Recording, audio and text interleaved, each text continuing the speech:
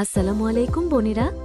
আজ আমরা একটি গুরুত্বপূর্ণ বিষয় নিয়ে কথা বলবো, আমাদের সৌন্দর্য নিয়ে। আমরা প্রায়ই শুনি, তোমার চেহারা এত সুন্দর, কেন লুকিয়ে রাখো? কিন্তু আসল কথা হলো, আমার সৌন্দর্য কেবল আমার নয়, এটি আল্লাহর দেওয়া একটি আমানত, যা তিনি আমার জন্য নির্ধারিত ব্যক্তির জন্যই সংরক্ষিত করেছেন। ভেবে দেখুন, একটি দামি হীরা কি আমরা খোলা জায়গায় রেখে দিই? একটি মূল্যবান জিনিস কি আমরা সবার সামনে প্রদর্শন করি?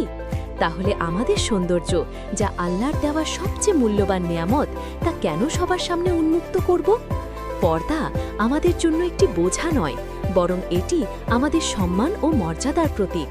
এটি আমাদের রক্ষা করে অনাকাঙ্ক্ষিত দৃষ্টি থেকে, অযথা মন্তব্য থেকে। পর্দা আমাদের দেয় আত্মমর্যাদাবোধ, আত্মবিশ্বাস। মনে রাখবেন, আমাদের সৌন্দর্য কেবল বাহ্যিক নয়, আমাদের জ্ঞান, বুদ্ধি, চরিত্র এগুলোও আমাদের সৌন্দর্যের অংশ।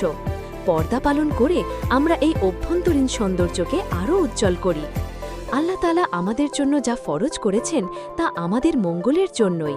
পর্দা পালনে কষ্ট হতে পারে, কিন্তু এই কষ্টের মধ্যেই রয়েছে মহান প্রতিদানের প্রতিশ্রুতি। আজ থেকে আসুন আমরা গর্বের সাথে পর্দা পালন করি, নিজেকে সম্মান করি, নিজের সৌন্দর্যকে মূল্য দিই। আপনারা যদি এই বিষয়ে আরও জানতে চান, তাহলে অনুগ্রহ করে চ্যানেলটি সাবস্ক্রাইব করুন। আপনাদের মতামত কমেন্ট বক্সে জানাতে ভুলবেন না। আল্লাহ হাফেজ।